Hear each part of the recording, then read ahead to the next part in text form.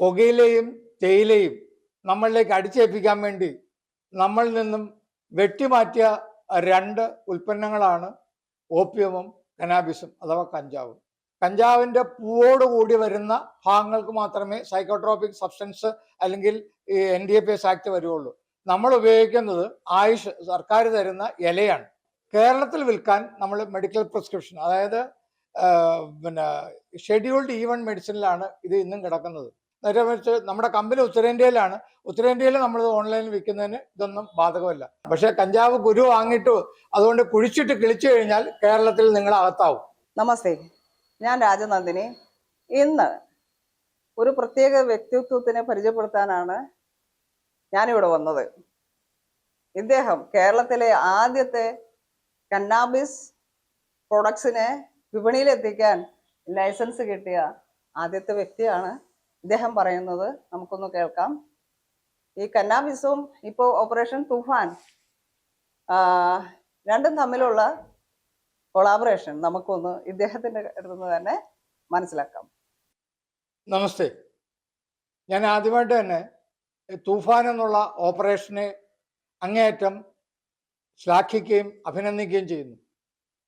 ആ ഓപ്പറേഷനോടൊപ്പം ചെയ്യേണ്ട ഒരു കാര്യം, കഴിഞ്ഞ കുറേ വർഷങ്ങളായിട്ട് സത്യസന്ധമായ ഒരു അന്വേഷണമോ അല്ലെങ്കിൽ ഇതിൻ്റെ രൂഢമൂലമായ റൂട്ടിലേക്ക് പോക്കോ ഇല്ലായിരുന്നു. അനവധി ചെറുപ്പക്കാർ ഇതിന് അടിമകളായിട്ട് ഇന്ന് അവരുടെ ഭാവി തുലാസിലാണ്. അപ്പോൾ ഈ തൂഫാൻ ഓപ്പറേഷൻ്റെ പ്രാമുഖ്യം കൊടുക്കേണ്ടത് റീഹാബിലിറ്റേഷന് വേണം. റീഹാബിലിറ്റേറ്റ് ചെയ്തില്ല എന്നുണ്ടെങ്കിൽ വലിയൊരു സമൂഹത്തിനെ നമുക്ക് നഷ്ടപ്പെടും. അത് സർക്കാർ കാര്യമായിട്ട് എടുക്കണം. എല്ലാ പഞ്ചായത്ത് തലത്തിലും റീഹാബിലിറ്റേഷൻ വേണം, ഡി അഡിക്ഷൻ സെൻറ്റർ വേണം. അങ്ങനെ എടുത്താൽ മാത്രമേ ജീവൻ മുക്തിയിൽ കൂടെ നമ്മുടെ നശിച്ചുപോയ ഒരു യുവതലമുറയെ തിരിച്ചുവിടാൻ പറ്റുള്ളൂ. അതുപോലെ തന്നെ ഏറ്റവും കൂടുതൽ തെറ്റിദ്ധരിക്കപ്പെട്ടിട്ടുള്ള രണ്ട് മൂല്യമുള്ള ഭാരതീയ ഔഷധങ്ങളാണ് കഞ്ചാവും കറപ്പും. ശരിക്കും വിദേശികൾ നമ്മളെ പറ്റിക്കാൻ വേണ്ടി ഒരു പ്രയോജനവുമില്ലാത്ത, നമുക്ക് രോഗങ്ങൾ ഉണ്ടാക്കുന്ന പുകയിലയും തേയിലയും നമ്മളിലേക്ക് അടിച്ചേൽപ്പിക്കാൻ വേണ്ടി നമ്മളിൽ നിന്നും വെട്ടിമാറ്റിയ രണ്ട് ഉൽപ്പന്നങ്ങളാണ് ഓപ്പിയവും കനാബിസും അഥവാ കഞ്ചാവും. അതിൽ തന്നെ കഞ്ചാവ് 3 തരത്തിലാണ്. കഞ്ചാവിനെ കുറിച്ച് ഇഷ്ടം പോലെ സ്റ്റോറീസ് ഉണ്ട്. കഞ്ചാവിൻ്റെ പേര് കന്നാബിസ് അഥവാ ഹെമ്പ് എന്നുള്ള പേരിലാണ്. അപ്പോൾ ഹെമ്പ് എന്നുള്ള ഒരു പേര് പറയുമ്പോൾ ആൾ പറയും അത് കഞ്ചാബിസ് ആണോ എന്ന് ചോദിക്കും. അത് 2-3 തരത്തിൽ ഇതിനെ വേർതിരിക്കണം. ഒന്ന് കനാബിസ് ഇൻഡിക്ക അഥവാ നമ്മുടെ ഇടുക്കി ഗോൾഡ് എന്ന് പറയുന്നതാണ് ലോകോത്തരമായ ഏറ്റവും നല്ല കഞ്ചാവ്. പിന്നുള്ളത് സത്യവ അഥവാ വിജയ് എന്ന് പറയും. വിജയ് സത്യവയാണ് ഇന്ന് ലോകത്ത് മൊത്തം കൃഷി ചെയ്യപ്പെടുന്നത്. ഇത് രണ്ടും കൂടാതെ രുദ്രാലി എന്ന് പറയുന്ന ഒരു ട്രാൻസ്ജെൻഡർ ഇനവും കൊണ്ടുണ്ട്. കൂടാതെ പുരുഷ കഞ്ചാവുണ്ട്. അപ്പോൾ അതിൽ 2 തരത്തിലാണ് നമ്മൾ കഞ്ചാവിനെ കാണേണ്ടത്. ഒന്ന് മെഡിസിനൽ കനാബിസ് അഥവാ ഔഷധ കഞ്ചാവ്. ആ കഞ്ചാവിൻ്റെ ലൈസൻസാണ് ആയുഷ് വഴി നമുക്ക് ലഭിച്ചിട്ടുള്ളത്. അപ്പം ഇത് രാഗരോഗാദികൾ മാറ്റാനാണ്. അതായത് ആങ്സൈറ്റി ഡിസോർഡർ, ആദിയിൽ നിന്നാണ് വ്യാധികൾ ഉണ്ടാകുന്നത്. ആ രോഗങ്ങളില്ലാത്തവർ ആരുമില്ല. ഒരു ദിവസം ഒരു നേരമെങ്കിലും ഒരു ട്രാഫിക്കിൽ പെടുകയോ അല്ലെങ്കിൽ ഒരു അസുഖം വരികയൊക്കെ ചെയ്യുമ്പോൾ നമുക്ക് ആദി വരും. അപ്പോൾ ആ ആദിയെ ഒന്ന് ട്രാങ്കുലൈസർ വഴി നമുക്കൊന്ന് മിതപ്പെടുത്താനാണ് ഇതിൻ്റെ ഔഷധങ്ങൾ മെയിനായിട്ട് ഉപയോഗിക്കുന്നത്. ഉത്തരേന്ത്യയിലൊക്കെ ബാങ്ക് എന്നുള്ള പേരിൽ, അതായത് ബാങ്കിൻ്റെ പുറത്തൊരു ചരിത്രമുണ്ട്. പണ്ട് ആദ്യകാലത്ത് അപ്പോൾ പാലാഴിമതനം ചെയ്തപ്പോൾ, അതിപ്പോഴത്തെ ഈ ഓയിൽ റിഫൈൻ ചെയ്യുന്നവർക്ക് മനസ്സിലാവും. ആദ്യം റിഫൈൻ ചെയ്ത് വരുമ്പം ഗോസ്റ്റ് എന്നാണ് ഇന്നത്തെ പേര്. അന്നത്തെ പേര് ഹലാഹല എന്നാണ്. ആ ഹലാഹല വന്നപ്പോൾ ഇതിനെ ഉൾക്കൊള്ളാൻ പറ്റാത്തത് വന്നപ്പം ഇത് ഭൂമി നശിച്ചു പോകുന്നുള്ളത് കൊണ്ട് ശിവന് കൊടുത്തു. അപ്പം ശിവൻ അത് വിഴുങ്ങിയപ്പം പാർവതി അതിൻ്റെ അപകടം മനസ്സിലാക്കിയിട്ട് തൊണ്ടയ്ക്ക് പിടിച്ചു. അങ്ങനെ അദ്ദേഹത്തിന് നീലകണ്ഠൻ എന്നുള്ള പേര് വന്നു.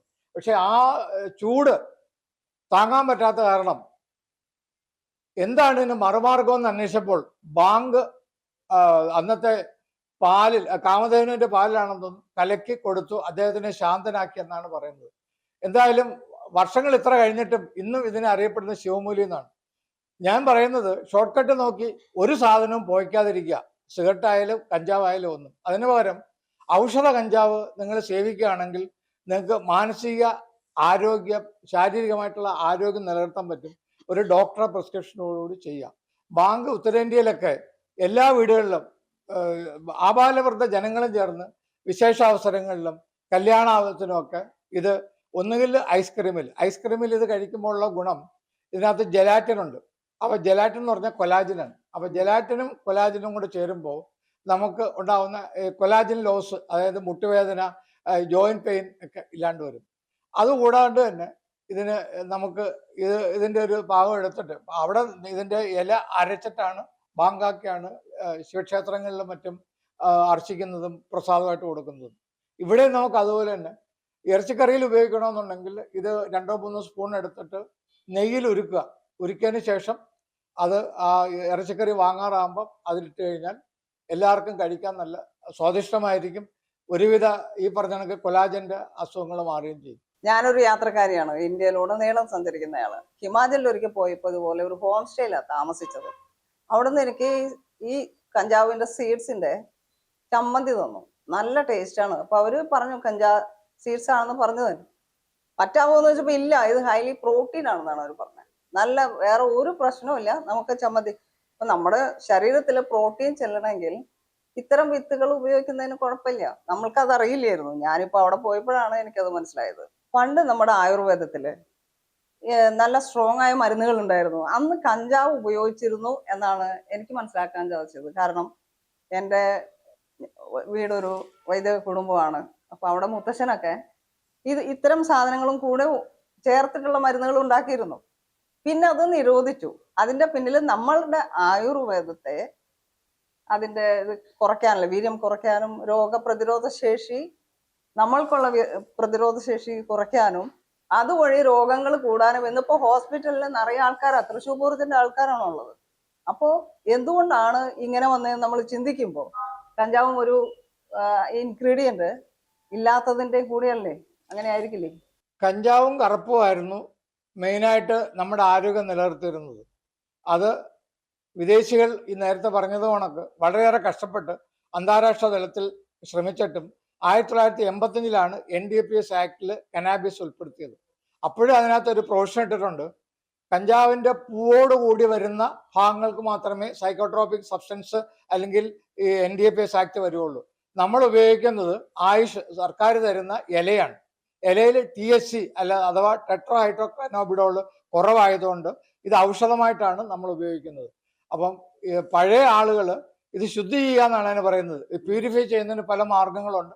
അതുപോലെ നമുക്കും കാർബോസിൽ എന്നൊക്കെ പറയുന്ന മാർഗങ്ങൾ കൂടെ നമ്മൾ ഇത് പ്യൂരിഫൈ ആയിട്ടാണ് ഔഷധങ്ങൾ ഉപയോഗിക്കുന്നത്. നമ്മുടെ പഴയ സഹസ്രയോഗത്തിൽ ക്ലാസിക്കൽ ടെക്സ്റ്റിലുണ്ട്.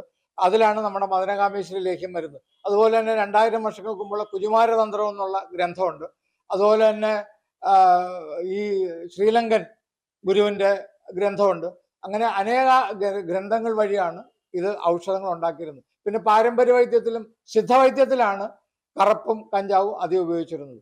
ഇന്നും ക്യാൻസറിന് നവപാഷാണവും ദശപാഷാണവും സിദ്ധമായ ഔഷധങ്ങളാണ്. ബാങ്കും താങ്കളുടെ ഉൽപ്പന്നങ്ങളും തമ്മിലുള്ള വ്യത്യാസം എന്താണ്? ബാങ്ക് കഴിച്ചാൽ ശരീരത്തിന് കേടാണോ എന്നുകൂടി ആൾക്കാരെ സംശയമുണ്ട്. കാരണം ഇത് പലരും കാശിയിൽ പോകുമ്പോൾ ബാങ്ക് ലസ്സി കഴിക്കുന്നത് ഞാൻ അറിഞ്ഞിട്ടുണ്ട്. എനിക്ക് അതിനുള്ള അവസരം കിട്ടിയില്ല, എൻ്റെയും ആഗ്രഹമാണ്. പക്ഷേ അത് ശരീരത്തിന് കേടുവരുത്തുമോ? അതോ ഈ ഉൽപ്പന്നങ്ങളും ബാങ്കും ഏകദേശം ഒന്നായിട്ട് പോവോ എന്നും കൂടി അറിഞ്ഞാൽ. കാരണം ഇത് ഈ അവയർനെസ് പബ്ലിക്കിന് കൊടുത്താൽ നമുക്ക് ഈ കള്ളക്കടത്തും ഈ ഇത്തരം കഞ്ചാവിന്റെ റോങ് ബിസിനസ്സും നിർത്തി ആരോഗ്യപരമായ ഒരു രീതിയിൽ നമുക്കിതിനെ മാർക്കറ്റിൽ എത്തിക്കാൻ പറ്റില്ലേ? ചോദ്യം നല്ലതാണ്. കേരളത്തിലെ NDPS ആക്ടിൽ ഇവിടെ ഇതുവരെ ഇത് മാനുഫാക്ചറിങ്, അതായത് കൃഷിയോ ഇതിൻ്റെ ഉൽപ്പാദനത്തിൻ്റെയോ ലൈസൻസ് ഇതുവരെ വലുതായിട്ട് ആർക്കും കൊടുത്തിട്ടില്ല. അത് കാരണം കേരളത്തിൽ വിൽക്കാൻ നമ്മൾ മെഡിക്കൽ പ്രിസ്ക്രിപ്ഷൻ, അതായത് പിന്നെ ഷെഡ്യൂൾഡ് E1 മെഡിസിനിലാണ് ഇത് ഇന്നും കിടക്കുന്നത്. അതായത് കുന്നിക്കുരു, പിന്നെ നീല ഉമ്മൻ, കാഞ്ഞിരം, കഞ്ചാവ്, ഈ ഔഷധങ്ങളെല്ലാം ഷെഡ്യൂൾഡ് 1 മെഡിസിൻ ആയതുകൊണ്ട് കേരളത്തിൽ ബാങ്ക് ഉൾപ്പെടെ വിൽക്കണമെന്നുണ്ടെങ്കിൽ അത് മെഡിക്കൽ പ്രിസ്ക്രിപ്ഷൻ വേണം. നമ്മുടെ പാനൽ ഓഫ് ഡോക്ടേഴ്സ് വഴി നമ്മൾ അതും തരപ്പെടുത്തി കൊടുക്കുന്നുണ്ട്. നേരെ മറിച്ച് നമ്മുടെ കമ്പനി ഉത്തരേന്ത്യയിലാണ്. ഉത്തരേന്ത്യയിൽ നമ്മൾ ഓൺലൈനിൽ വിൽക്കുന്നതിന് ഇതൊന്നും ബാധകമല്ല. ഇവിടെയും ബാധകമല്ല. പക്ഷെ ഇവിടെ നിയമത്തിന് നാം കൂടുതൽ ഭയപ്പെടുകയും ഒക്കെ ചെയ്യുന്ന കാരണം എല്ലാ മെഡിസിൻ്റെ കണക്ക് ഇതിനും നമുക്ക് ഈ പിന്നെ ഇതോടൊപ്പം വാങ്ങുന്നതാണ് നല്ലത്. നമ്മൾ ഓൺലൈനിൽ അപ്ലൈ ചെയ്ത് കഴിഞ്ഞാൽ നിങ്ങൾക്ക് അതിന്റെ പേയ്മെന്റ് അടച്ചു കഴിഞ്ഞാൽ ഇതെല്ലാം നിങ്ങൾക്ക് ലഭ്യമാണ്. ഇതും കിട്ടും. ഇദ്ദേഹം പറഞ്ഞത് പ്രകാരം നോക്കുകയാണെങ്കിൽ ആരോഗ്യത്തിന്റെ ഒരു അടിസ്ഥാന ഘടകം കൂടിയാണ് ഈ കഞ്ചാവിൽ നിന്ന് കിട്ടുന്ന ഔഷധ മൂല്യങ്ങൾ. അപ്പോൾ നമ്മൾ അത് വേണ്ടാത്ത രീതിയിൽ കെമിക്കൽ ചേർത്ത ഇത്തരം ലഹരി സാധനങ്ങൾ ഉപയോഗിക്കുന്നതാണ് നമ്മുടെ ചെറുപ്പക്കാരിൽ സംഭവിച്ചിട്ടുള്ള ദൂഷ്യം. അപ്പൊ അതിനെ മറികടക്കാനുള്ള അറിവ് ഇദ്ദേഹത്തിൽ നിന്ന് ലഭിക്കുന്നത് വളരെ സന്തോഷമുണ്ട്. അക്കാര്യത്തില് രാജനന്ദിനി വളരെ നന്ദി. ഞാൻ ഒരു കാര്യം കൂടെ പറഞ്ഞ് അവസാനിപ്പിക്കാം. ഇതിൽ തന്നെ കണ്ടമാനം കൺഫ്യൂഷൻ ഉണ്ട്. കഞ്ചാവിന്റെ സീഡ്സ് അഥവാ കഞ്ചാവിന്റെ അരി, അതിന്റെ പരിപ്പ്, അതിന്റെ എണ്ണ, ഇതെല്ലാം FSSAI ആണ്. അത് വാങ്ങുന്നതിന് ഒരു പ്രിസ്ക്രിപ്ഷൻ വേണ്ട. അത് FSSAI ആക്ടിൽ വരും, ഫ്രീ ആയിട്ട് അവൈലബിൾ ആണ്. പക്ഷെ കഞ്ചാവ് കുരു വാങ്ങിയിട്ട് അതുകൊണ്ട് കുഴിച്ചിട്ട് കിളിച്ചു കഴിഞ്ഞാൽ കേരളത്തിൽ നിങ്ങൾ അകത്താവും. അത് NDPS ആക്ട് നിങ്ങളെ അട്രാക്ട് ചെയ്യും. അപ്പൊ സൂക്ഷിച്ച് ഉപയോഗിക്കണം. ഇതിന്റെ എണ്ണ കേശത്തിന് നല്ലതാണ്. അതുപോലെ തന്നെ ഇതിന്റെ പ്രോട്ടീൻ, എണ്ണ എടുത്തതിന് ശേഷമുള്ള പ്രോട്ടീൻ നമുക്ക് സാധാരണ വേ പ്രോട്ടീനൊക്കെ കഴിച്ചു കഴിഞ്ഞാൽ ജിമ്മിലൊക്കെ പോകുന്നവർക്ക് കിഡ്നി കംപ്ലൈന്റ് ഉണ്ടാവാറുണ്ട് അതിന്റെ കോൺസെൻട്രേഷൻ കൊണ്ട്. ഇതൊരു ദിവ്യ അത്ഭുതമായ മരുന്നാണ്. അങ്ങനെ അനവധി മരുന്നുകളുണ്ട്. ഇപ്പോഴത്തെ സർക്കാരിനോടും എനിക്ക് പറയാനുള്ളത്, നിങ്ങൾ ഈ കഞ്ചാവിന്റെ റിസർച്ച് നടത്തി ഇത് നമ്മുടെ ഈ ഒരു സാമ്പത്തിക സ്രോതസ്സായിട്ട് ഇതിനെ ഉപയോഗിക്കണം. ഇൻഡസ്ട്രിയൽ ഹെമ്പിനെയും മെഡിക്കൽ കനാബിസിനെയും വീണ്ടും കേരളത്തിലേക്ക് പുനർജീവിപ്പിച്ചു കൊണ്ടുവന്നു കഴിഞ്ഞാൽ നമുക്ക് ആരോഗ്യ രംഗത്ത് തന്നെ കോടിക്കണക്കിന് ലാഭം ഉണ്ടാക്കാം. അതുപോലെ തന്നെ ഇൻഡസ്ട്രിയലൈസേഷനിൽ കൂടെയും നമുക്ക് ഇഷ്ടംപോലെ കാര്യങ്ങൾ ചെയ്യാൻ പറ്റും. നന്ദി, നമസ്കാരം.